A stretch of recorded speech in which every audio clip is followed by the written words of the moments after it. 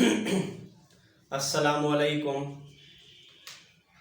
दोस्तों, कैसे हो? उम्मीद करता हूँ कि आप सब लोग खुश खुर्म होंगे और मैं आप लोगों की अच्छी सेहत के लिए दुआगू हूँ।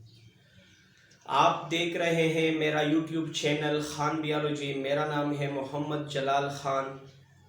और अगर आपने अभी तक हमारा चैनल सब्सक्राइब नहीं किया है तो प्लीज़ हमारे चैनल को सब्सक्राइब कीजिए और बेल आइकन को दबा दीजिए ताकि हमारी हर नई आने वाली वीडियो आपको सबसे पहले मुयस्सर हो।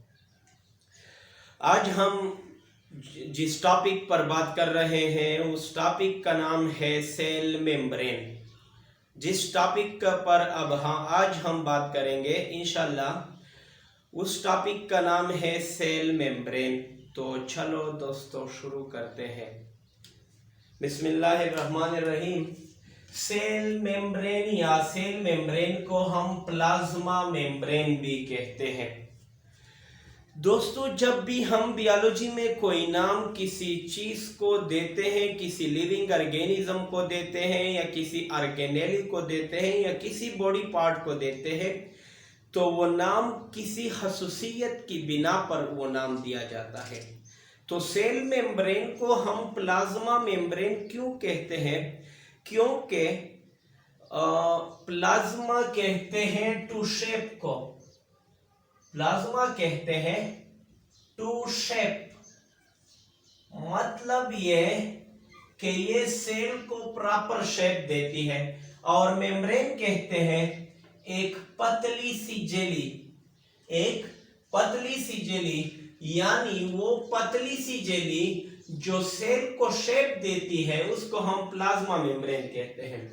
प्लाज्मा मेम्ब्रेन के लिए हम दूसरा लफ्ज भी इस्तेमाल करते हैं जिसको हम कहते हैं प्लाज्मा लीमा। क्या कहते हैं? Plasma Lima. तो यहां पर प्लाज्मा लीमा का लफ्ज इसके लिए हम क्यों इस्तेमाल करते हैं? प्लाज्मा का मतलब तो आप समझ चुके होंगे कि टू शेप है, और लीमा का मतलब है हस्क, HUSK। किसी भी सीड या फ्रूट के गिर्द जो मजबूत, जो हार्ड, जो सख्त चाल होती है, छिलका पाया जाता है, उस छिलके के लिए हम खास का लफ्ज इस्तेमाल करते हैं। बाद लोग इसके लिए हुस्क का लफ्ज भी इस्तेमाल करते हैं, लेकिन आप लोगों की मर्जी है, जिस तरह आप लोग प्रोनाउंस करना चाहते हो प्रोनाउंस करते हो। तो husk, plasma means to shape, और हस्क मीन एक सख्त छिलका। लीमा मीन्स एक हस्क, और हस्क का मतलब है छिलका, यानी सेल के गिर्द वो सख्त छिलका जो सेल को शेप देती है उसके लिए, इसलिए हम ये लफ्ज इस्तेमाल करते हैं प्लाज्मा लीमा। जो समझ में तो आ रही है। दूसरा लफ्ज सेल मेम्ब्रेन के लिए हम इस्तेमाल करते हैं प्लाज्मा मेम्ब्रेन के लिए cell membrane. Cell membrane, cell membrane इसलिए हम इस्तेमाल करते हैं क्योंकि ये सेल के गिर्द लिपटी होती है। सेल के अंदर ये, सेल के गिर्द ये पतली जेली पाई जाती है, इसलिए इसको हम सेल मेम्ब्रेन कहते हैं। यानी हम कह सकते हैं कि अगर कोई दीवार है वो मस्जिद का दीवार है तो हम कहते हैं कि मस्जिद का दीवार, क्योंकि ये मस्जिद के गिर्द होती है। और अगर कोई दीवार कब्रिस्तान के गिर्द होती है तो उसको हम कब्रिस्तान की दीवार कहते हैं। इस तरह अगर कोई दीवार घर के गिर्द हो तो इसके लिए हम लफ्ज इस्तेमाल करते हैं घर का दीवार। और इसी तरह बिल्कुल जो मेम्ब्रेन सेल के गिर्द पाई जाती है तो इसके लिए हम यही लफ्ज इस्तेमाल करते हैं सेल मेम्ब्रेन। और सेल मेम्ब्रेन के लिए एक चौथा लफ्ज हम इस्तेमाल करते हैं और उसको हम कहते हैं क्या? Semi permeable membrane. Semi permeable membrane, वो membrane semi permeable membrane. Semi का मतलब है आधा, सेमी का मतलब है हाफ। परमिएबल मीन्स जो इजाजत देती है, टू परमिट। मेम्ब्रेन तो कहते हैं मेम्ब्रेन को, यानी वो मेम्ब्रेन जो अपने में से कुछ चीजों को जाने देती है कि तू सेल के अंदर जा सकता है, और कुछ चीजों को अपने में से अंदर नहीं देती कि नहीं भाई आप सेल के अंदर नहीं जा सकते। इसी तरह कुछ चीजों को तो सेल के अंदर से बाहर जाने देती है कि हाँ भाई आप सेल से बाहर नहीं कर सकते हो, और कुछ चीजों को रोक लेती है, नहीं नहीं आप कहाँ जा रहे हैं, सेल से बस चीजों को बाहर नहीं जाने देती। इसलिए हम कहते हैं कि ये हाफ परमिएबल है, कुछ चीजों को इजाजत देती है, कुछ चीजों को इजाजत नहीं देती, इसलिए हम इसको कहते हैं सेमी परमिएबल मेम्ब्रेन। अब हम बात करेंगे सेल मेम्ब्रेन की लोकेशन के हवाले से कि सेल मेम्ब्रेन सेल के गिर्द कहां पर लोकेट होती है, कहां पर मौजूद होती है। लोकेशन के हवाले से हम बात करते हैं तो लोकेशन जो है वो सेल मेम्ब्रेन का सेल के ऊपर पाई जाती है। सेल के ऊपर कहां पाई जाती है, सेल के ऊपर। Cell membrane present beneath the cell wall। Cell wall के नीचे पाई जाती है। कौन से सेल में, इन प्लांट सेल। प्लांट के जो सेल्स होते हैं, प्लांट्स के सेल में ये सेल वॉल के नीचे पाई जाती है।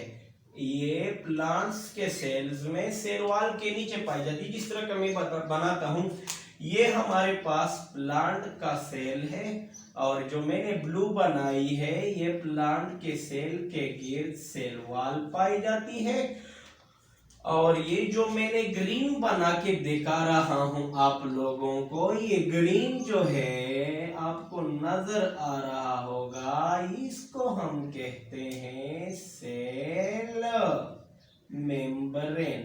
सेल मेम्ब्रेन, इसको हम कहते हैं सेल मेम्ब्रेन।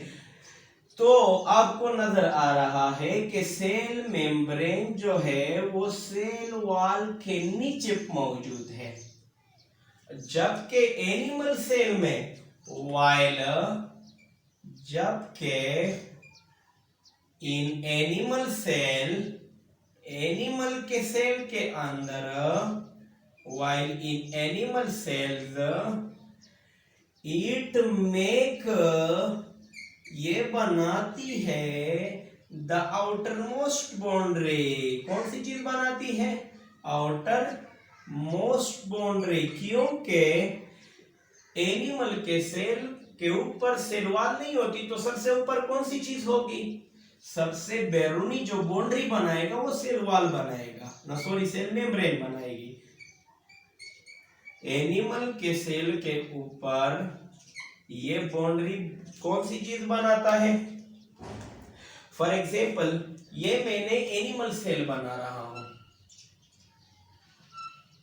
एनिमल के सेल के ऊपर आपको इस ब्लू कलर की कोई सेल वॉल नजर आ रही है, आ रही है, नहीं नजर आ रही ना, तो समझ लो कि एनिमल के सेल के ऊपर एक ग्रीन कवर पाई जाती है, और इस ग्रीन कवर को हम क्या कहते हैं, ये मैंने ग्रीन बनाई, ग्रीन नहीं होती कलर से, इस तरह नहीं कि आप लोग इस तरह समझे कि सेल मेम्ब्रेन का कलर जो है वो ग्रीन होता है।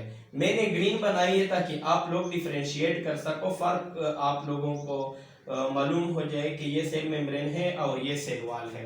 तो सेल मेम्ब्रेन जो है वो एनिमल के सेल के गिर्द ऊपर पाई जाती है, और प्लांट सेल के गिर्द सेल वॉल के नीचे पाई जाती है। यही बात हमने यहाँ पे लिखी कि यह सेल मेम्ब्रेन की लोकेशन होती है। इसके बाद हम बात करते हैं डिस्कवरी की, कि सेल मेम्ब्रेन को किसने, कहां पर और कैसे डिस्कवर किया। डिस्कवरी,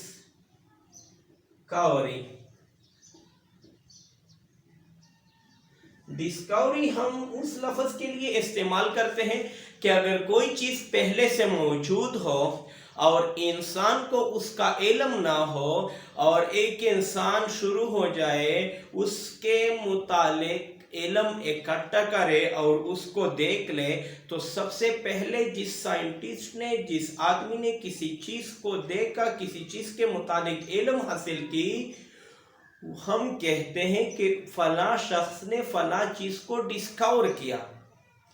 डिस्कवरी अगर कोई चीज पहले से नेचुरली मौजूद हो, अल्लाह ताला ने पहले से बनाई हो, लेकिन इंसान को उसका इल्म ना हो और उसको इंसान मालूम करे, तो इसको हम डिस्कवरी कहते हैं। उसके मुतालिक इल्म हासिल करे, कुछ इंफॉर्मेशन इकट्ठा करे, तो इसको हम डिस्कवरी कहते हैं। तो सेल मेम्ब्रेन तो अल्लाह ताला ने पहले से बनाई थी, लेकिन सबसे पहले इसका इल्म इंसान को कब हुआ? उस वक्त इंसान को सेल मेम्ब्रेन का इल्म हो गया कि जब इंसान ने सेल को स्टडी करने के लिए, ये हमारे पास प्लांट का सेल है, तो जब हम सेल को स्टडी करते हैं तो सेल ट्रांसपेरेंट होती है, शफाफ होती है। जिस तरह के पानी शफाफ होता है, साफ पानी शफाफ होता है, इसी तरह सेल भी शफाफ होती है। सेल के अंदर कोई ऑर्गेनेल ठीक से दिखाई नहीं दे सकती। तो हम क्या करते हैं, जब सेल को हम स्टडी करते हैं तो एक टेक्निक हम इस्तेमाल करते हैं और उस टेक्निक में हम डाइस, मुख्तलिफ किस्म के कलर सेल के अंदर दाखिल करते हैं। तो साइंटिस्ट जब डाइस सेल के अंदर दाखिल करते थे तो वो डाइस सेल वाल को तो क्रॉस कर जाते थे, लेकिन वो डाइस यहां पर रुक जाते थे।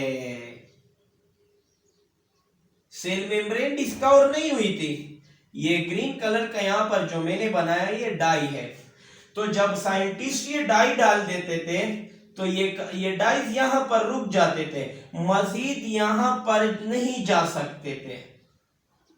कोई चीज यहां पर खड़ी थी जिसको, जो कि इन डाइस को रोक लेती थी। तो साइंसदानों ने कहा कि यहां पर जरूर कोई स्ट्रक्चर है जो हमने अभी तक देखी नहीं है, जो इन डाइस को अंदर जाने से रोकती है। लेकिन बाद में पता चला कि किसको पता चला? क्रेमर और नेगेली को। क्रेमर और नेगेली को पता चला कि यहां पर जो चीज मौजूद है उसको हम सेल मेम्ब्रेन कहते हैं। तो क्रेमर और नेगेली ने इसको डिस्कवर किया था। हालांकि साइंसदानों को पहले से पता था कि यहाँ पर कोई स्ट्रक्चर मौजूद है जो इन डाइस को आगे जाने से रोकती है, लेकिन बाद में क्रेमर और नेगेली ने 1855 में ये मालूम किया कि सेल मेम्ब्रेन है ये जो स्ट्रक्चर जो इन डाइस को रोकती है, ये स्ट्रक्चर क्या है? ये है सेल मेम्ब्रेन। इसके बाद हम सेल मेम्ब्रेन के कंपोजिशन की बात करते हैं कि सेल मेम्ब्रेन जो है वो किस चीज से बनी होती है। सेल मेम्ब्रेन की अगर हम कंपोजिशन की बात करें, कंपोजिशन की अगर हम बात करें सेल मेम्ब्रेन की, कि केमिकली सेल मेम्ब्रेन किस चीज से बनी होती है। सेल मेम्ब्रेन में मुख्तलिफ किस्म की चीजें होती है और जो चीज सबसे ज्यादा पाई जाती है वो है फास्फोलिपिड और दूसरा है कौन सी चीज? प्रोटीन। तो सेल के अंदर सबसे ज्यादा जो चीज है वो फास्फोलिपिड और प्रोटीन है। कार्बोहाइड्रेट्स भी होते हैं, कोलेस्ट्रॉल्स भी होते हैं, दूसरी चीजें भी पाई जाती है, लेकिन उसकी बहुत थोड़ी सी मिकदार पाई जाती है। ज्यादातर जो सेल है वो फास्फोलिपिड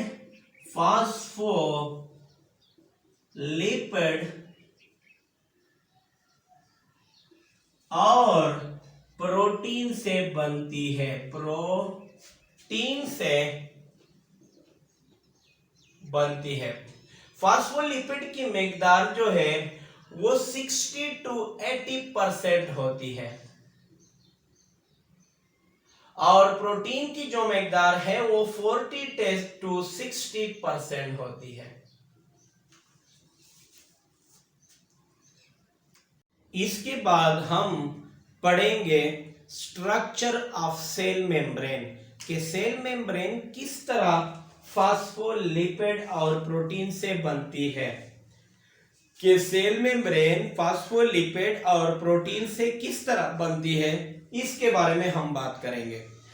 तो इसकी बात जब हम करते हैं तो सबसे पहले हम किस चीज की बात करते हैं, स्ट्रक्चर ऑफ सेल मेम्ब्रेन, कि सेल मेम्ब्रेन कैसे बनी होती है, ये लिपिड फास्फोलिपिड्स और प्रोटीन किस तरह अरेंज होते हैं। तो सेल मेम्ब्रेन के स्ट्रक्चर को समझने के लिए सबसे पहले साइंसदानों ने मुख्तलिफ किस्म के मॉडल्स पेश किए। मुख्तलिफ किस्म के मॉडल्स जब साइंसदानों ने पेश किए तो इसमें सबसे पहले जो इंपॉर्टेंट मॉडल थी उसका नाम था sandwich model. Sandwich model, sandwich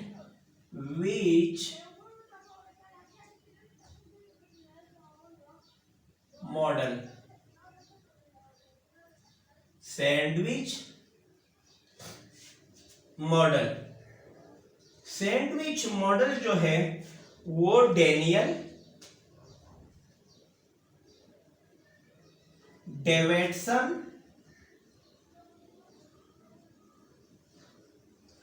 और एंड रॉबर्टसन ने पेश की। रॉबर्टसन ने पेश की, कब पेश की, 1935 को पेश की, 1935 को। उन्होंने कहा कि सेल मेम्ब्रेन जो है ये फास्फोलिपिड से तो बनी है और प्रोटीन से, लेकिन सबसे पहले ऊपर के जानिब जो प्रोटीन पाए जाते हैं, जिस तरह के सैंडविच में टोस्ट होती है, इस तरह सेल मेम्ब्रेन के ऊपर जो दो लेयर है वो प्रोटीन बनाते हैं। कौन सी चीज बनाती है, प्रोटीन।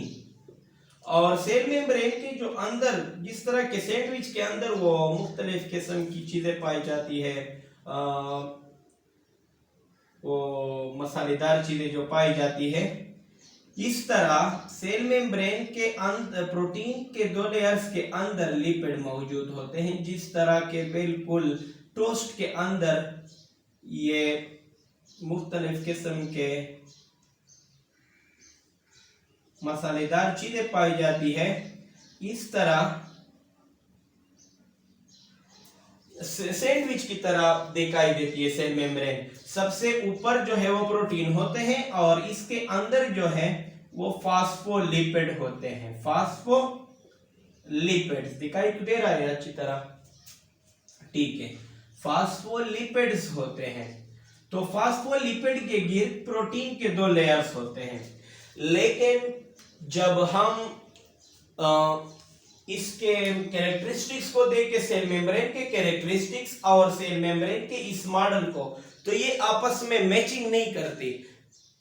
फॉर एग्जांपल, जिस तरह के सेल मेम्ब्रेन के कैरेक्टरिस्टिक्स हैं उस तरह ये स्ट्रक्चर नहीं है।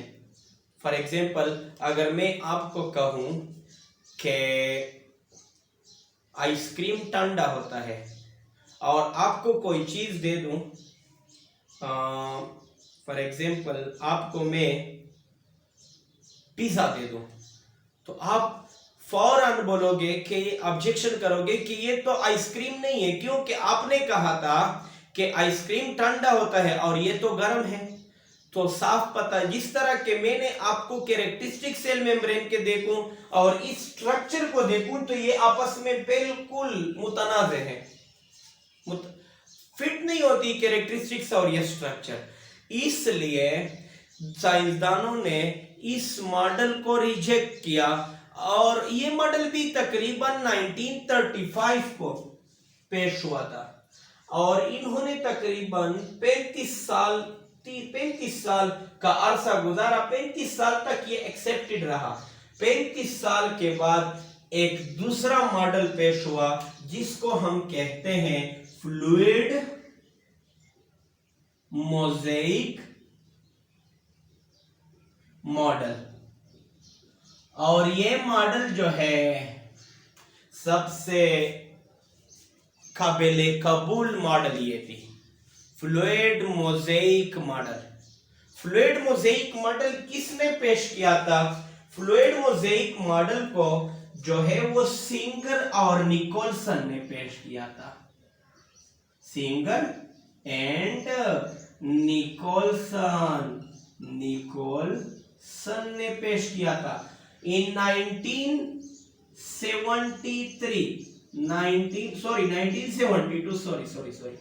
1972 को इन दो साइंसदानों ने यह मॉडल पेश किया और इस मॉडल को उन्होंने नाम दिया किस चीज का?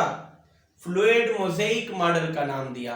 तो फ्लूइड मोज़ेइक मॉडल क्या कहता है कि सेल मेम्ब्रेन के अंदर लिपिड और प्रोटीन किस तरह अरेंज होते हैं। तो फ्लूइड मोज़ेइक मॉडल कहता है कि सेल मेम्ब्रेन के अंदर प्रोटीन जो है, लिपिड जो है वो दो लेयर्स बनाते हैं, लिपिड्स दो लेयर बनाते हैं जिसके अंदर प्रोटीन के मॉलिक्यूल एम्बेडेड होते हैं। जिस तरह के मेरे हाथ के अंदर ये पेन जो है ये धंसे हुए हैं, इस तरह ये सिंगर और निकोलसन कहते हैं कि लिपिड के दो लेयर होते हैं। बस मैं उठा लूंगा, थैंक यू। लिपिड को दो लेयर इस तरह के मेरे हाथ, और इसमें प्रोटीन के मॉलिक्यूल एम्बेडेड होते हैं।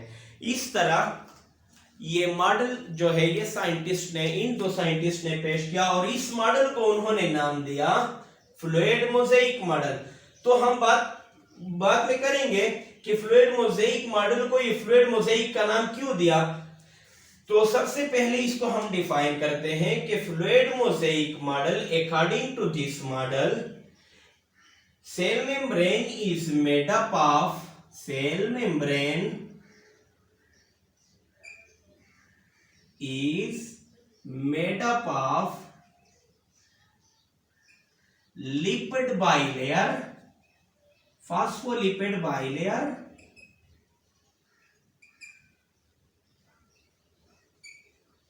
बाई की मानी दो, लेयर की मानी तह,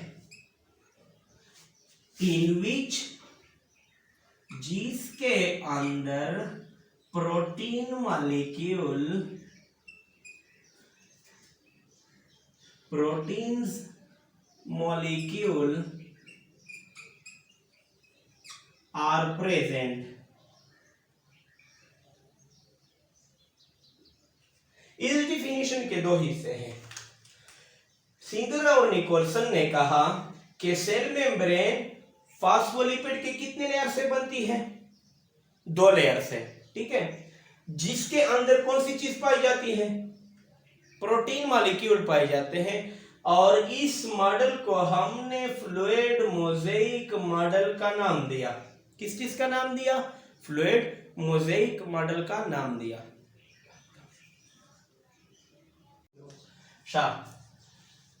तो स्ट्रक्चर के बारे में अगर हम देखें इस डायग्राम को, यहां पर हमने जो डायग्राम बनाई है ये सेल मेम्ब्रेन के सिर्फ और सिर्फ फास्फोलिपिड हमने बनाए हैं।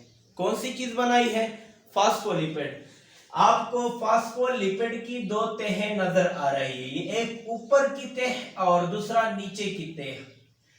ये बाई लेयर ऑफ फास्फोलिपिड है। अच्छा, एक बात, ये सेल मेम्ब्रेन की जो थिकनेस है, थिकनेस मोटाई, ये मोटाई ये 7 नैनोमीटर होती है। नियरली 7 नैनोमीटर सेल मेम्ब्रेन की थिकनेस होती है। और ये फास्फोलिपिड के दो लेयर से बनी होती है। इसके अंदर प्रोटीन के मॉलिक्यूल भी मौजूद होते हैं। ये ब्लू कलर की जो स्ट्रक्चर मैंने बनाई, ये प्रोटीन बनाए हैं मैंने। कौन सी चीज बनाई?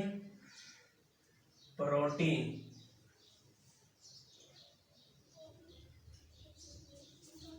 इसको हम कहते हैं प्रोटीन।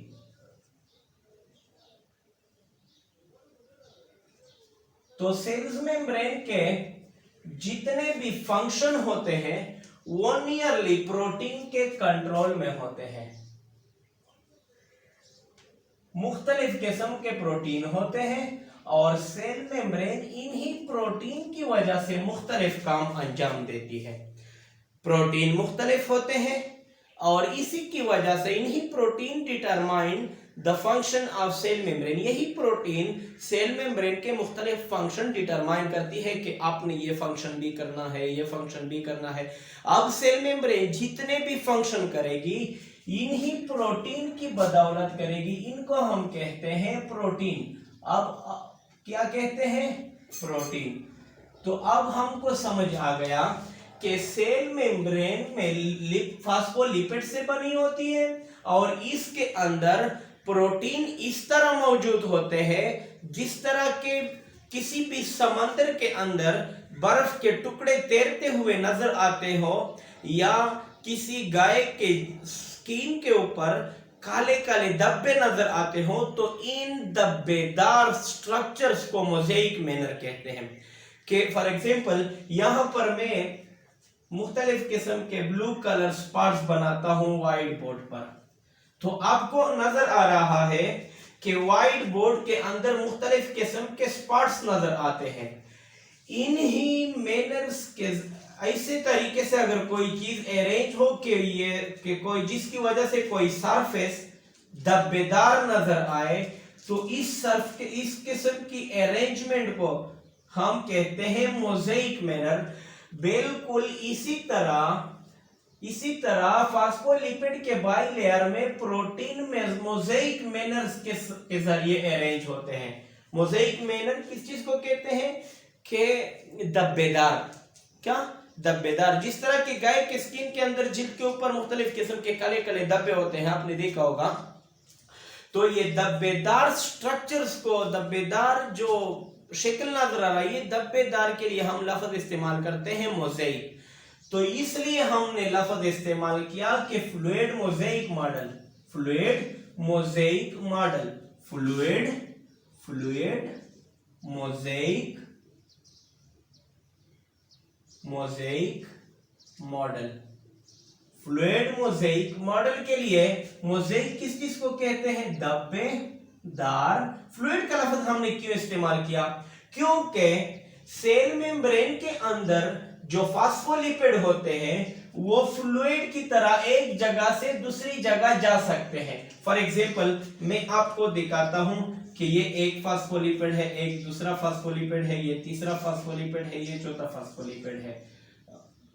ठीक है, मैंने तकरीबन कितने फास्फोलिपिड आपके सामने बनाए? तकरीबन 7 फास्फोलिपिड बनाए। इसके साथ नीचे भी 7 फास्फोलिपिड होंगे।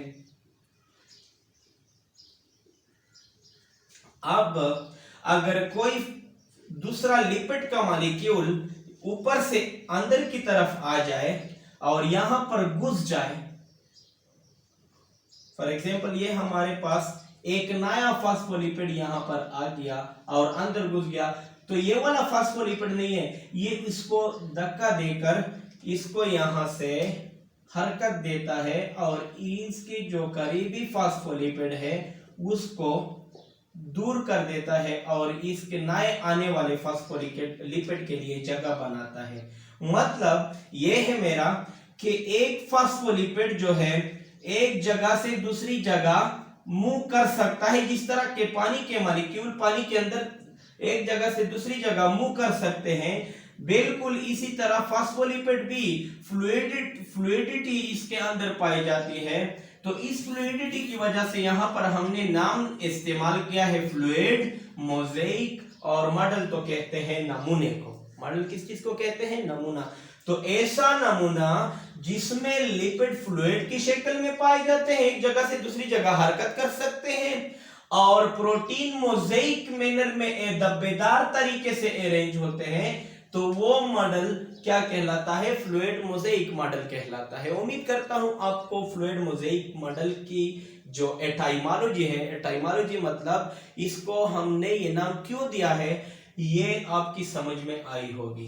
अब बात करते हैं कि ये लिपिड बाइलेयर्स क्या होते हैं। तो सबसे पहले अगर सेल मेम्ब्रेन को हम देखें तो सेल मेम्ब्रेन में लिपिड भी आपको नजर आ रहे हैं और ब्लू कलर्स के प्रोटीन भी नजर आ रहे हैं। अगर हम एक फास्फोलिपिड को देखें तो एक फास्फोलिपिड के हमको दो हिस्से नजर आ रहे हैं। नीचे के हिस्से को हम टेल कहते हैं और ऊपर के हिस्से को हम हेड कहते हैं। ये हेड का जो इलाका है, हेड जो है ये बना होता है किस चीज से? फॉस्फेट पर मुश्तमिल होता है। किस चीज पर मुश्तमिल होता है? फॉस्फेट कंटेनिंग, फॉस्फेट पर मुश्तमिल होता है और इसको हम कहते हैं हाइड्रोफिलिक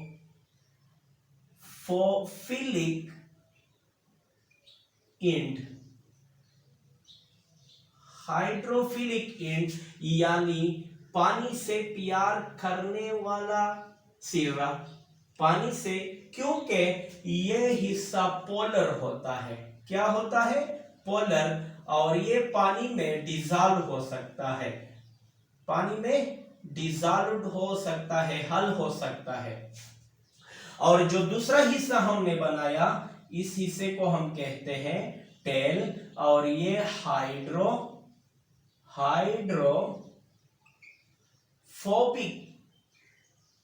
फोबिक का मतलब है डरने वाला और हाइड्रो मीन्स पानी।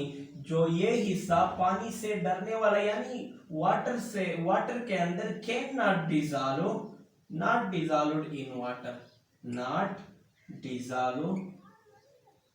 इन वाटर, ये पानी में हल नहीं हो सकता, इसलिए हम इसको कहते हैं हाइड्रोफोबिक एंड। और हाइड्रोफोबिक एंड जो है ये किस पर मुश्तमिल होता है? ये फैटी एसिड्स पर मुश्तमिल होता है। किस पर मुश्तमिल होता है? फैटी एसिड्स पर। फैटी एसिड्स क्या होते हैं? इंशाल्लाह चैप्टर नंबर 2 में इसकी हम बात करेंगे कि फैटी एसिड्स क्या होते हैं। अब अगर हम इस दो लेयर्स को देखें, ये फास्फोलिपिड के दो लेयर जिसमें जगह जगह प्रोटीन के मॉलिक्यूल भी होते हैं। यहां पर मैंने सिर्फ प्रोटीन का मॉलिक्यूल बना के दिखाया है। जहां पर प्रोटीन के मॉलिक्यूल भी होते हैं, ये आइडेंटिकल नहीं होते, ये एसिमेट्रिकल होते हैं। एसिमेट्रिकल किसे कहते हैं? कि ये दोनों लेयर्स में फास्फोलिपिड जो पाए जाते हैं मुख्तलिफ किस्म के, यहां पर जो फास्फोलिपिड होते हैं और यहां पर जो फास्फोलिपिड होते हैं, ये आपस में क्या होते हैं? डिफरेंट होते हैं। ये दोनों किस्म के फास्फोलिपिड आपस में एक जैसे नहीं होते, इसलिए इसको हम कहते हैं एसिमेट्रिकल। नंबर 1, ये आपस में इसलिए एसिमेट्रिकल होते हैं। एसिमेट्रिकल का मतलब है जो एक जैसे नहीं होते।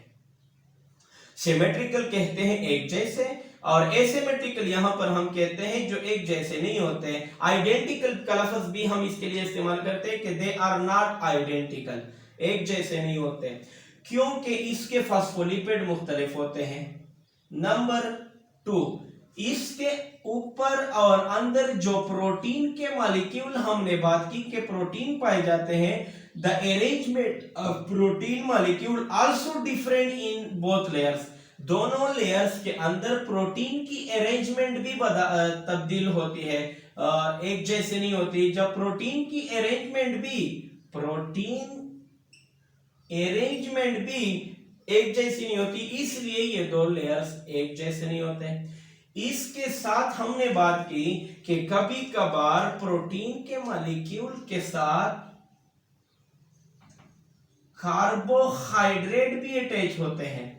कौन सी चीज? Carbohydrates.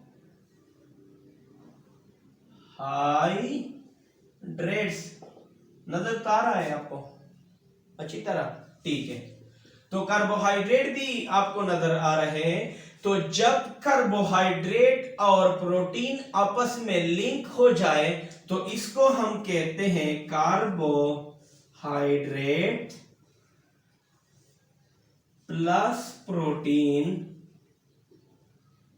Are called glycoprotein. Glycoprotein की वजह से भी डिफरेंट पाई जाती है दोनों लेयर में।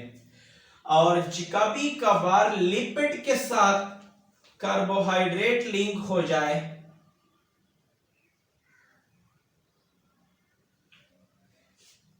Lipid plus carbohydrate, carbohydrates are called glycolipids। Sorry, क्या कहते हैं इसको हम? ग्लाइकोलिपिड इसको हम कहते हैं, ग्लाइकोलिपिड्स। इन ग्लाइकोलिपिड्स की वजह से भी सेल मेम्ब्रेन के दोनों लेयर्स एक जैसे हैं। क्यों? क्योंकि ऊपर के जो लेयर्स में ग्लाइकोलिपिड और ग्लाइकोप्रोटीन पाए जाते हैं और नीचे के जो लेयर है, नीचे की जो लेयर है, इसके अंदर ग्लाइकोप्रोटीन और ग्लाइकोलिपिड नहीं पाए जाते, कार्बोहाइड्रेट नहीं मौजूद होते, बल्कि सिर्फ और सिर्फ कौन सी चीज पाई जाती है? सिर्फ और सिर्फ लिपिड के दो लेयर पाए जाते हैं। इसके साथ साथ लिपिड्स के जो मॉलिक्यूल है ये इस तरह अटैच होते हैं, इस तरह अरेंज होते हैं आपस में कि जो हाइड्रोफोबिक एंड है वो अंदर की तरफ होती है और हाइड्रोफिलिक एंड जो है वो बाहर की तरफ और सेल के अंदर की तरफ। फॉर एग्जांपल ये सेल का इनर सेल है, ये सेल के अंदर कोई चीज, कौन सी चीज पाई जाती है? साइटोप्लाज्म। साइटोप्लाज्म फॉर एग्जाम्पल यहां पर अंदर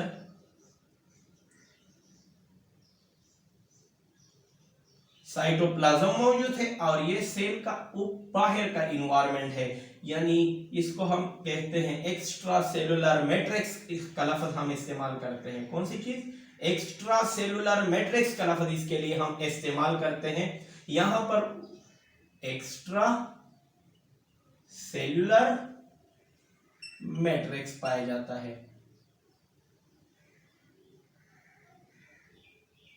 एक्स्ट्रा सेलुलर मैट्रिक्स, सेल से बाहर कार्बोहाइड्रेट पाए जाते हैं बाहर के लेयर्स पर, और सेल के जो अंदर की लेयर है वहां पर कार्बोहाइड्रेट नहीं होते। दूसरा ये कि लिपिड की जो हाइड्रोफिलिक एंड है,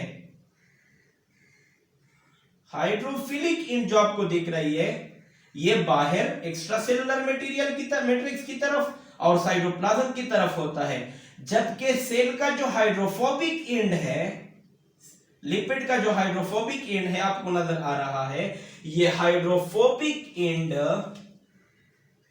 अंदर की तरफ होता है। हाइड्रोफोबिक एंड अंदर की तरफ और हाइड्रोफिलिक एंड एक साइटोप्लाज्म की तरफ और दूसरे लेयर का एक्स्ट्रा सेलुलर मैट्रिक्स की तरफ होता है। अब ये हाइड्रोफिलिक जो हाइड्रोफोबिक एंड है, ये हमने कहा कि फैटी एसिड से बनती है। किस चीज से बनती है? फैटी एसिड से बनती है। और हाइड्रोफिलिक एंड जो है हमने कहा कि किस चीज से बनती है? फास्फेट कंटेनिंग होता है, ये हाइड्रोफिलिक होता है। तो हाइड्रोफोबिक एंड आपने कभी कभार सालन के अंदर देखा होगा कि दो या पानी के अंदर अगर आप ऑयल के दो ड्रॉप डालें तो ये ऑयल तैरते हुए आपस में एक दूसरे के अंदर जम हो जाते हैं, एक दूसरे के साथ मिल जाते हैं। इसी तरह यहां पर फास्फोलिपिड का ये जो एरिया है ये एक दूसरे के साथ मिल जाता है और सेल मेम्ब्रेन को मजबूती फराहम करता है। समझ में आ गई? एक बार रिपीट करता हूं। जिस तरह अगर आप पानी के अंदर ऑयल के दो ड्रॉप ले लें तो ये पानी के ऊपर तैरते हुए आपस में एक दूसरे के साथ मिल जाते हैं, इस तरह ये हाइड्रोफोबिक एंड जो है आपस में एक दूसरे के साथ मिल जाते हैं और सेल मेम्ब्रेन को मजबूती फराहम करता है। उम्मीद करता हूं। एक बात और, सेल्स, कुछ सेल्स के अंदर यहां पर लिपिड के दूसरे मॉलिक्यूल्स भी होते हैं जिसको हम कहते हैं कोलेस्ट्रॉल। कोलेस्ट्रॉल का लफ्ज इसके लिए हम इस्तेमाल करते हैं। जो फॉस्फोलिपिड्स का दरमियानी इलाका है जहां पर हाइड्रोफोबिक ईंट मौजूद होती है, तो हाइड्रोफोबिक ईंट के अंदर कुछ लिपिड के मॉलिक्यूल भी होते हैं जिसको हम क्या कहते हैं, कोलेस्ट्रॉल कहते हैं। उम्मीद करता हूं कि आपको मेरी ये वीडियो पसंद आई होगी।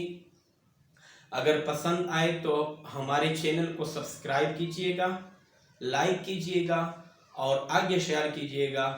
अल्लाह हाफिज।